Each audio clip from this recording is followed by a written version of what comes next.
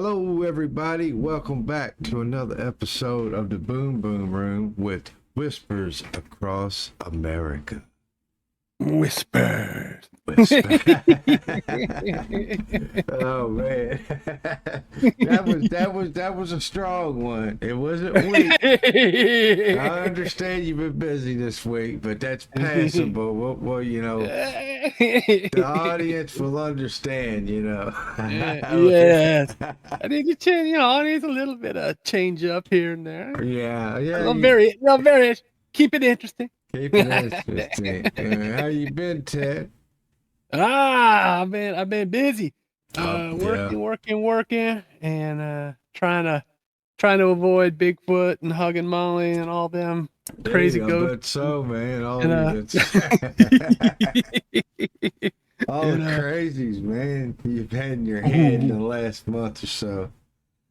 Just dealing with killer raccoons, man. Killer rats, killer raccoons. Roger. Well, just don't get bit, dude. Don't get bit. No. Raccoons, man. They carry rabies, some of them. Yeah. And it's heat, in the heat too. It's gotta be hot there. It's hot all over the U.S. Man, that makes everybody's, angry, especially those raccoons. Hot raccoon, especially if they're going through menopause. Could you imagine? Yeah, man. Yeah, and then they're sitting next to a campfire. Damn. Yeah, that would be some hot nuts. Nuts. And if you ain't got no s'mores for them raccoons, I feel sorry for you. Yeah, they mess you up. Yeah. Oh yeah. they come in demanding those raccoons. Actually, I found out what that black stripe is across their eyes. So it's not to look like a burglar. It's actually it's an anti-glare. They're kind of like kind of like natural sunglasses. They absorb because it's black. It absorbs the light. That makes sense. That makes, because the football players do that a lot. They put the black under their eyes. Yep. And it helps their vision. Mm-hmm. Yep. I did not know that, but that's pretty cool, man. Because that's cool how nature. We've learned a lot of things from nature and stuff like that. Yeah. Super cool. But you think they have raccoons in Idaho? Shoot, I know they do. Raccoons. Which Idaho's. I think I've been in a little part of it, and I think it's desert, but I heard it's not, beautiful state, but I haven't been told the whole state. So. I bet it is, man. Every time I think about Idaho, I've never been there really, but I think I'm kind of mountains. I kind of think about they probably got a lot of plains, and but I'm also think about potatoes, man. Yeah, potatoes. I know they grow a lot of potatoes there. I wonder how did they got the state for growing potatoes. There had to be some Irishmen or something start that or something. I guess it could be, man. Maybe they just got the right. You know how it is with different fruits and vegetables. They have their prime type of location for them to grow in, right? Exactly. Because I know in southern Colorado, I mentioned this before.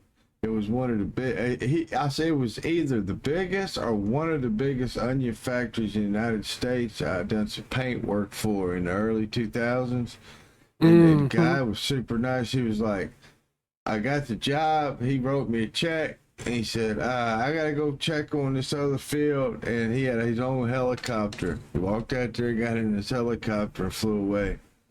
He was the coolest dude. Yeah. And then he had the foreman, make sure I done everything right. But he just cut me a check and just went on. I'm just sitting there looking at him, in a suit.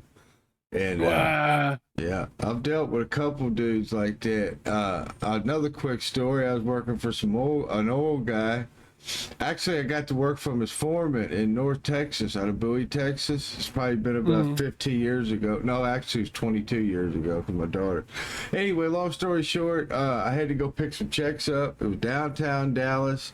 Had to get checked in this big building, dude. went up to like so many floors, you know, and I'm about half filthy, you know. I'm looking around, oh my God. You know what I mean? I don't guess he wanted to meet us or something. We go up in there, he's about 38 in a suit, you know, multi-millionaire. And my cousin had to get home because his wife was having a birthday. He said, let's go out to eat, he said. He was a real nice guy. I mean, freaking super nice. Hey, let's go out to eat. Let's go to Benihana's, he said. That's a good. Yeah, that's a good place, man. yeah, it is. I've ate it a couple times at Denver. And I said, man, we're just filthy. You know, I forget his name. Anyway, I've met some cool dudes that's got money that's not assholes. So the whole point of that, so.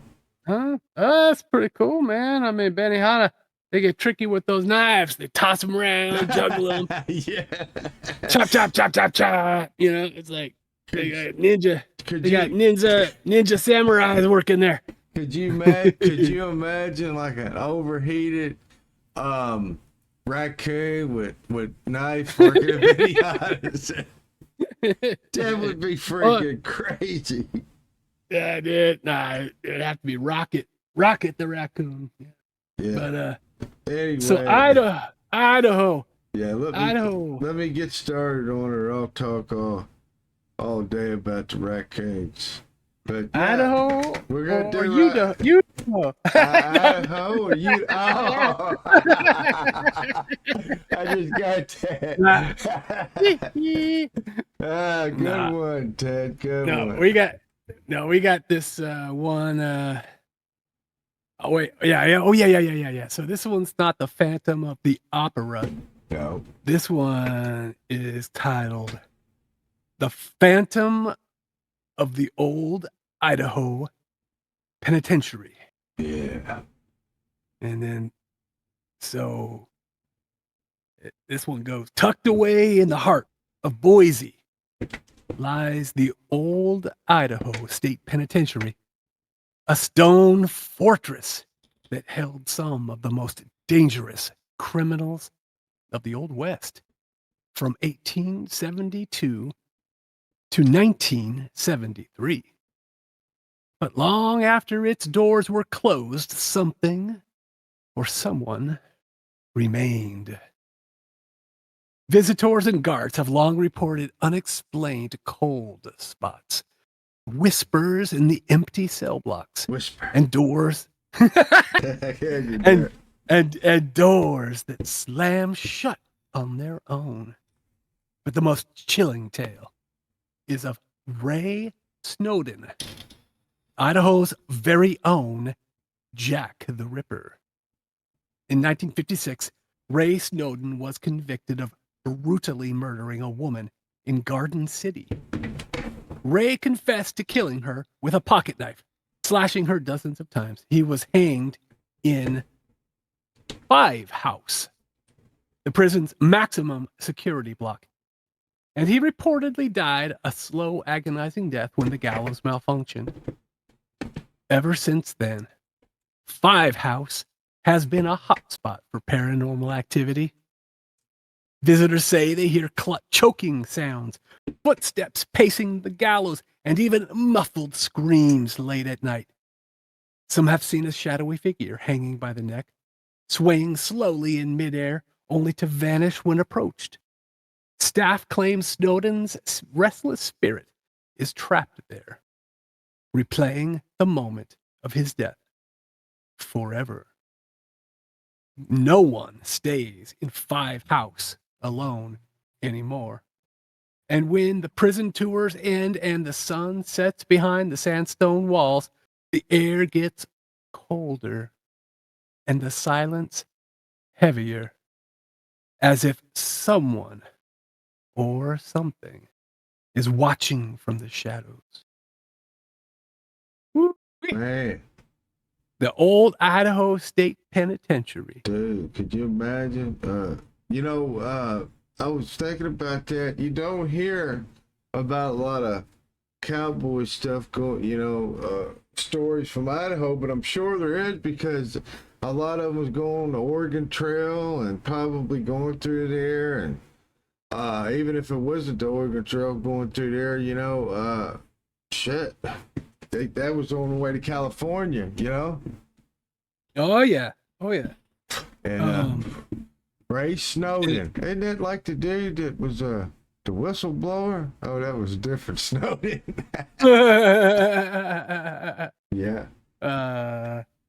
Yeah, I mean, I don't think that like the old Idaho State Penitentiary. Yeah. I don't think I don't think maybe they had anybody from that was considered to be a famous outlaw of the Old West. Yeah. But seems like more so, they had people who were famous maybe in that region.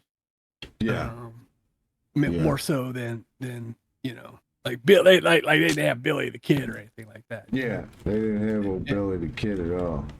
Yeah, but still, I mean, I'm sure that place is a very creepy place, and yeah, I'm sure. I mean, from 1870, so it was open from 1872 to 1973, so 101 years old. Wow. Now, if you think about it, 1872, pretty much right in the middle of the Great West, right? The Wild West. Yeah. And then 1973, I mean, that's I mean, that's like 50, what about 50, 52 years ago? Yeah. So almost. So that is, it's a long time for a prison. Now, it makes you wonder what was the prisoner who was there the longest, if it's 101 years old. I wonder if anybody got life and they were in 5 house for life. There was quite a few. And man, I watched a documentary on these old jailhouses and penitentiaries. They did not have the laws and protecting prisoners like they do now. So it was straight chaos. It was living hell, dude. I've seen some documentaries. So you can imagine. I mean, they would just let them do what they wanted to, basically. And if you was weak and you didn't have power in there, could you imagine? You'd just be stepped on, and it was bad. No wonder there'd be freaking spirits in there. And people when agonizing in pain. Yeah, it's back in the day. I mean, I'm sure in prisons there's a lot of stuff that goes down that is like, I mean, if you're a prison guard, it's a dangerous job. Yeah. Really dangerous job, man. But so the longest prisoner who stayed at this penitentiary was named Harry Orchard. Oh. And he played a role in the assassination of an Idaho governor. Wow. In the year 1905. So 1905 is just at the tail end of the Old West, Yeah. And when things were changing. Yeah.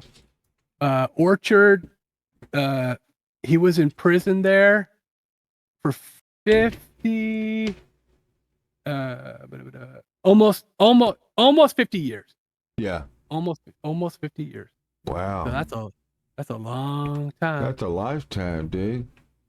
You know what I mean? You might as well say that's life because, average people, people live 75, I guess. So that's your whole life. He died there. Yep. So I mean, if there was another ghost there, it'd probably be Harry Orchard. Yep. Harry. It must have been Peaches. Must have been Peaches, man, because they got that fuzz, It's a Harry Orchard. Harry Peaches. Boy, you're the jokester today, Ted. Ray Snowden. Ray Snowden. Yep, Ray Snowden. But I'll add this and then I'll read my first one. Prison guards. I've known 3 different people personally that prison guards, and that's a dangerous job, dude. Very dangerous job, very stressful job. Probably every job's stressful on a level, But yeah, it's yeah, I've heard some yeah, it's rough, dude. God bless him, you know. God bless him. But I guess if you don't got anything to add or any jokes, Ted, I'll read my first one. No, I welcome the jokes. I welcome. This one's called The Water Babies of Massacre Rocks. Along the winding Snake River, near a place ominous called Massacre Rocks, there's a chilling legend passing down through generations of Native American tribes and local settlers alike. The legend of the Water Babies. According to Shoshone folklore, during a time of great famine and hardship, some mothers, desperate and starving, were forced to do the unthinkable. With no food to feed their newborns and watching them slowly die, they wrapped their babies in blankets and gently placed them in the cold waters of Snake River and letting the current carry them away in sorrowful sacrifice. But the river never forgot. Locals claim that if you walk along the banks near the Massacre Rocks at dusk or dawn, you can hear the faint cries of infants echoing through the canyons, soft whispers that rise through shrill, bone-chilling screams. Some say they've seen small, wet footprints leading to and from the water, even when no children were present. A few claim that they even lured to the water's edge by the babies crying, only to feel icy hands grab their ankles from behind to the surface. Others tell of strange childlike figures with pale, bloating faces and black, bottomless eyes emerging briefly from the water before vanishing without a splash. These are the water babies, spirits of the drowned infants, cursed to haunt the river forever. Fishermen avoid the area. Hikers won't camp near it, and locals, they warn everybody. If you hear a baby crying near the Snake River, don't follow the sound. Dang. Man, that's spooky. That is very spooky. It's sad. First of all, it's sad. I want to add. It's freaking sad. I never. Really sad.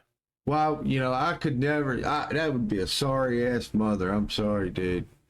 You know. I just say, in general, it's a good idea to stay way away from a water baby. Yeah. Yeah. You definitely. Yeah. Anytime you see. What? No. Water baby. Anytime you see a water baby. Hey, Ted, you sure you ain't smoked no left-handed cigarettes or anything? Oh God, the water babies. No. Oh man. No, it is spooky though, for real, man. Think about hearing those cries and you know what I mean? Could you see a little baby with black eyes going, "Mama," you know, walking up to you, "Mama"? Shit, it's scary. Oh, sorry, man. You're gonna have to edit some of this. I'm not editing it out at all. I'm leaving it. No. It's good to laugh, Ted. It's good to laugh. Yeah. You know? Oh, man. Yep. You got to get it out, dude. You got to get it out sometime. The water baby.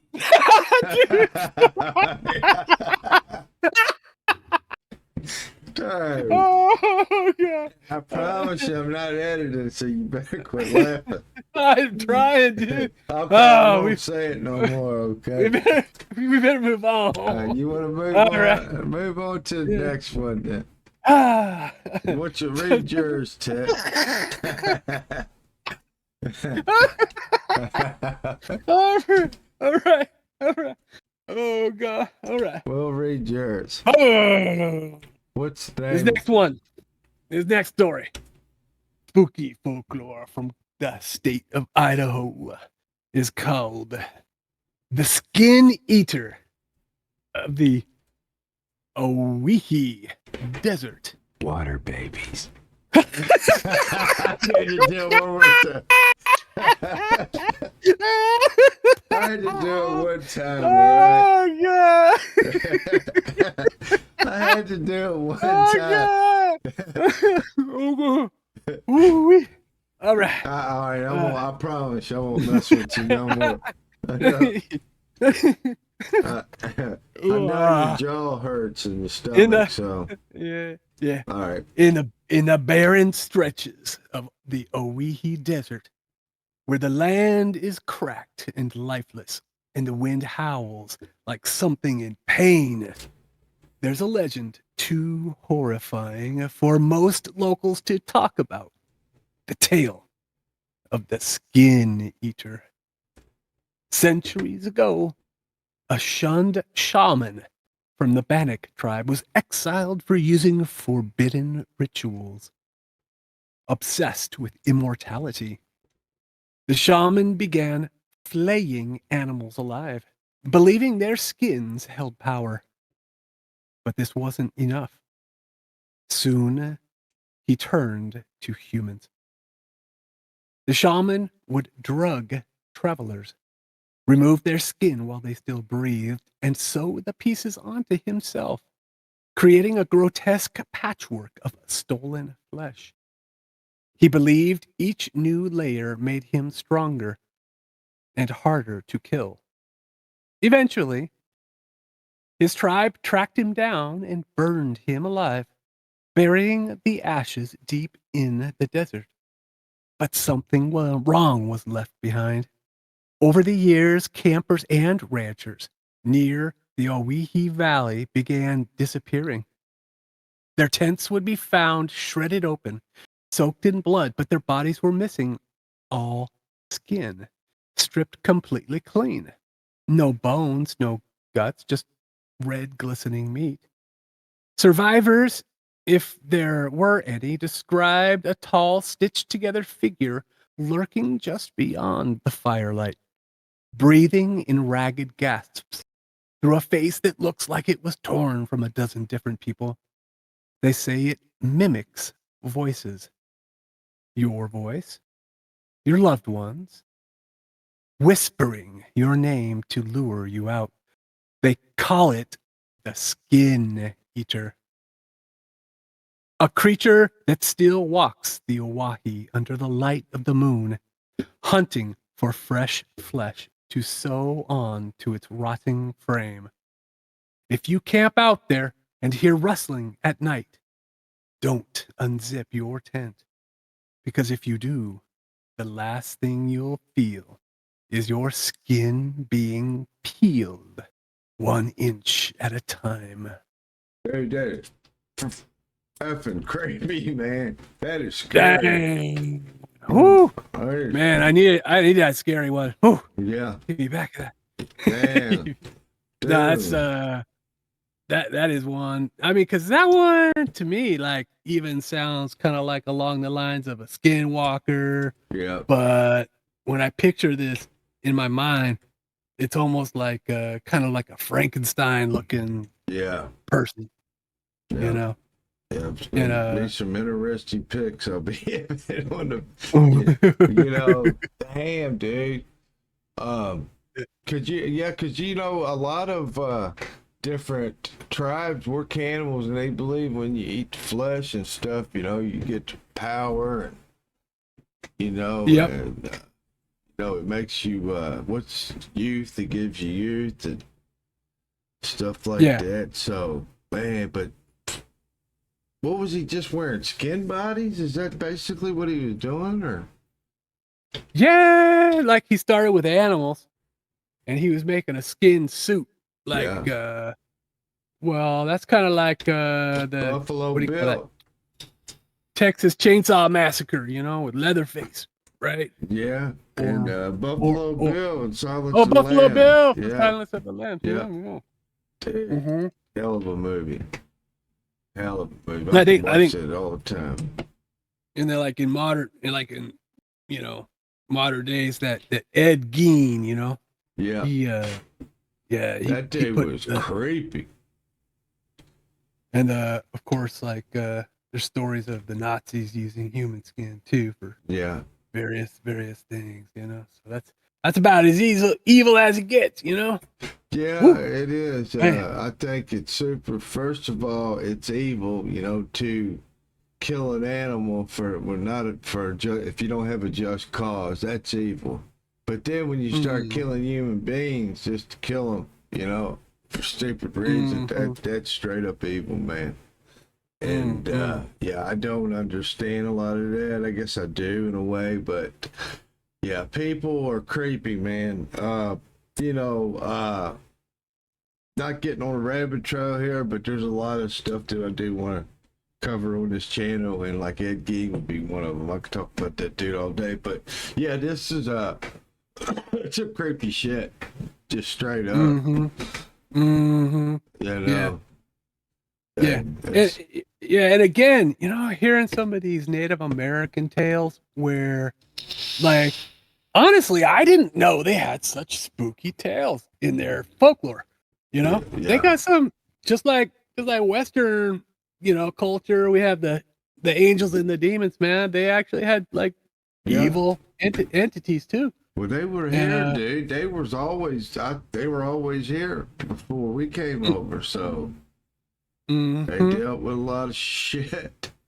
They really did. And it fascinates me, the Native American culture. You know, like any culture, you know, like my own culture, going deep into it, you know, there's stuff that fascinates me about being, we were slaves, you know, during Christopher Columbus, and we were slaves to some of the ex-slaves, but I won't get into that. But yeah, different cultures, it fascinates me. But the Native American really fascinates me, of what they believe. And I think a lot of what they believe, dude, is I mean, we're not far off of it, you know. I don't think that it's far out there. I mean, a lot of it. Yeah, I mean, of course, that tale shares the necromancy part that, like, I think many cultures around the world have this idea of you know, the sacrifice of a human to extend one's own life in an effort to become immortal.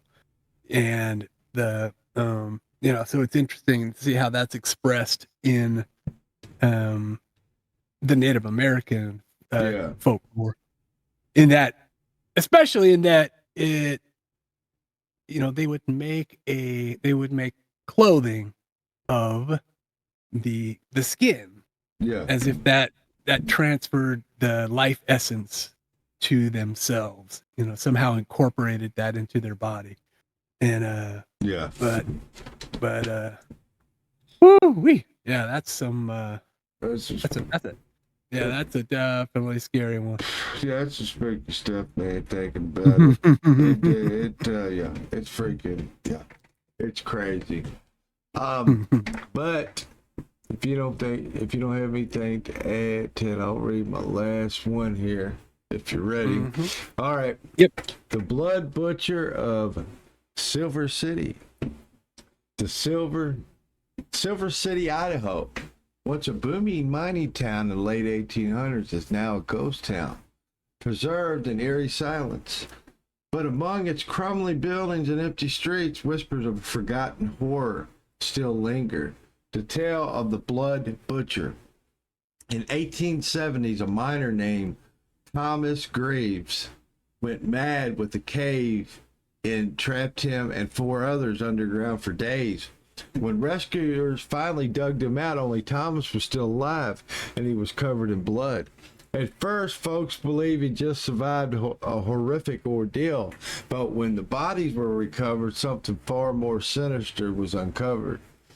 The other men hadn't just died, they'd been butchered, limbs hacked off, faces skinned, and strips of flesh carved clean from the ribs. It was clear Thomas had turned cannibalism, and not just for survival, but for pleasure.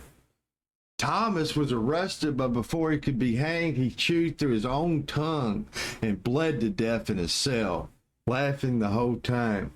His words were said to be, "Meat sweeter when it's screaming." Damn. After his death,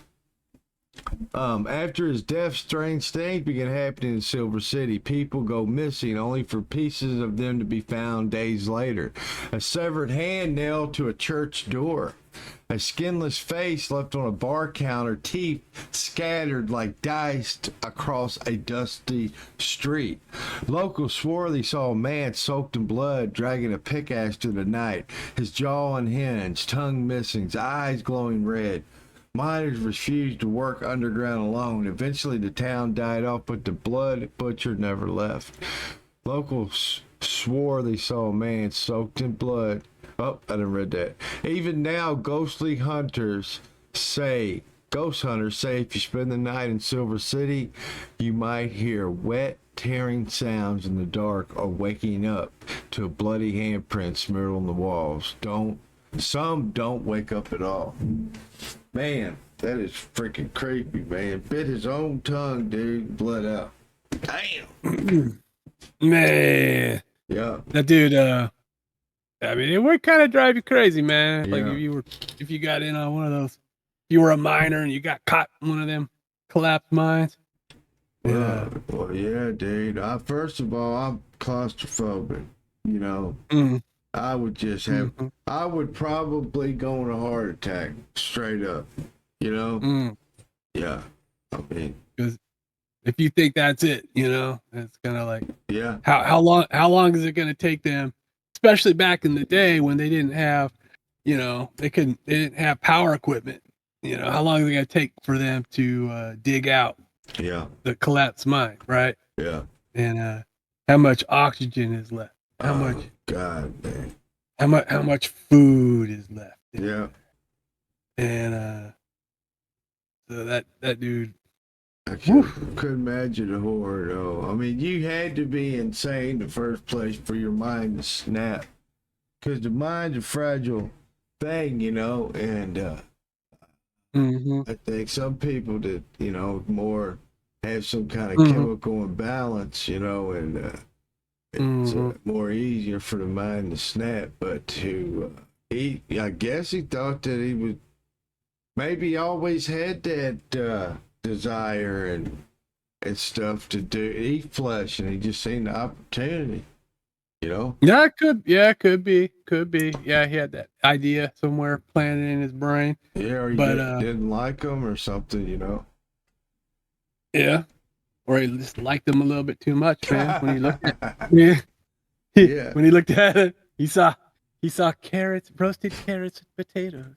Idaho potatoes. He had to, man, because that's some freaky ass shit. But yeah, he was so tired of eating potatoes, man. He's like, no more potatoes. Yeah, no more potatoes. Man, that's creepy, though.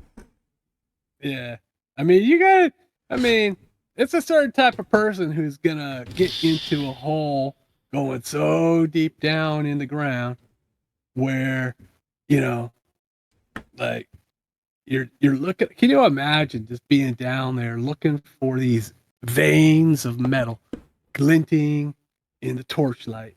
Or they probably had gas lamps back then, right? Yeah. So, you know, you're just looking for little streaks of gold or little streaks of silver just kind of shining back. Yep. And if you hit it, you better look and see, you know, okay, if I hit that with my pickaxe, you know, is this whole tunnel gonna like come down? Did they have because man, you had to be an expert, if not you'd be caved in. What about didn't they have birds or something for if the birds would die?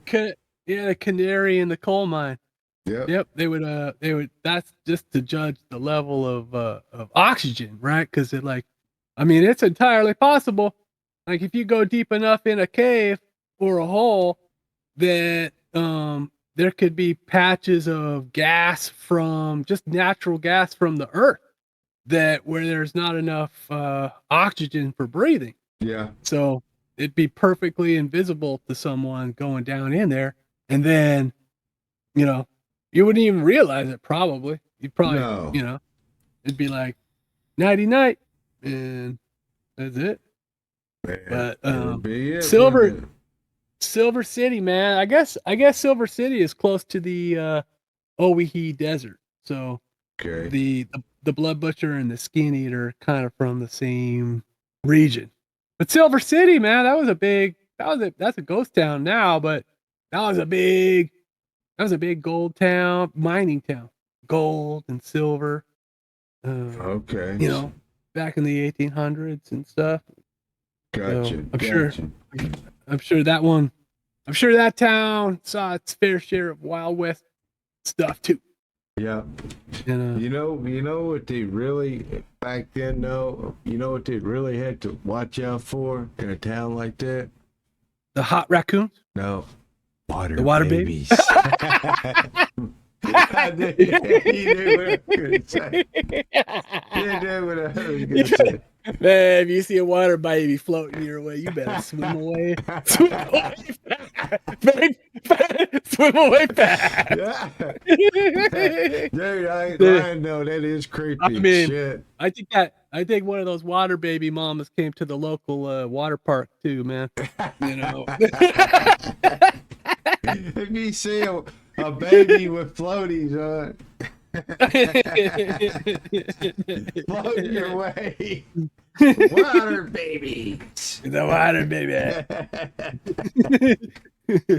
I don't know why you found it so funny though. I don't know. But it is funny though. It's probably the most scariest story that we done. Yeah, no, it is. It is. Yeah. I mean, spooky, man. Yeah, that's pretty. I didn't know. I mean, that's kind of crazy, man. Because I never even associated with Native Americans like sacrifice of the young or whatever. Yeah, that's I never even heard about that. I don't think a lot of them done it because I believe they really cared for young. Yeah, just probably like a select few. What do you call them? You put them in a little papoose. Yeah, that little backpack thing. Yeah, and they're just kind of like Yeah. back there. The papoose. The papoose. They need to. They're kind of getting off subject. They need to make. They did got one on PC, a good Native American game. They got one where you're a warrior and you're doing something, but it's not really good, well made, you know. But they need a good they need a good Native American crafting game. You know what I mean? I think that would be cool, you know, if somebody would do that, because yeah. Well, like you know, okay, so Red Dead Redemption. Yeah. And man, a couple of years ago, I had this thought like, it would be really cool if they made a story that was around the time of the wagon trains. Yeah. You know, the great like the Oregon Trail, man. Yep. And then maybe you could play. Maybe you could choose to play as a member of a tribe, a Native American tribe, right? Yeah, that would be cool. Yeah, that would be. I think that they think that they're gonna be political correct on certain things. I don't. Yeah, I mean they shy away from stuff, Yeah. but I mean, dude, I mean, yeah, it's a tough one, but Yeah, dude, it's it's tough part. subject. It's history. It's history, man. Yep, exactly. Exactly. Yeah. Exactly. But yeah, Ted, I really enjoyed this episode. If there's anything else you want to add before I end it. Owyhee. So next episode we will be doing Illinois. Oh. Yep, Illinois. I've heard some stories, a lot of stories out of Illinois about dogmen out of St. Louis. Some Really? creepy ass stories. Yeah, there's this one guy that my friend Daniel, he was on his show, but he was on some other big podcasts, and he's famous for him and his. I think him and a couple of his buddies were on bikes, and they were working out because they were martial artists, and their sensei or whatever was there. They was waiting in the van, and they had a dog man come out of the weeds, man, and they were packing, because it was East St. Louis, no bad neighborhood, and one of them fired at it. And they shot it and never did even do anything. And they got out of there. They was lucky to get out of there. They ran up in some buildings. I mean, it was horrific, but none of them got hurt, But that thing was like after them. It was an actual dog, man. Man. Could you imagine? Well, yeah, man. I guess I am a little surprised with Idaho that there was no like killer potatoes, man. There was nothing. Yeah. There's no scary potato stories. No. Like the ghost of Freddy who fell in the French fry vat of boiling oil. Every night he resurrected with long fingers that were crispy on the outside, soggy, smooth on the inside. Freddy would tempt you with his fingers. If you bit his fingers, he would bleed ketchup. He turned you into mashed tater. Oh man, you made me roll in this episode. But anyway, there ain't nothing else you gotta add. I'm gonna end it before we laugh ourselves to death. But anyway, I appreciate you guys watching this episode, me and Mr. Ted. And until next time, guys, don't forget, look under your bed, look under your closet, and check those texts because your wife might be cheating on you. I'm just joking. Idaho or Idaho? Idaho or Utah. Till next time, everyone. Peace out.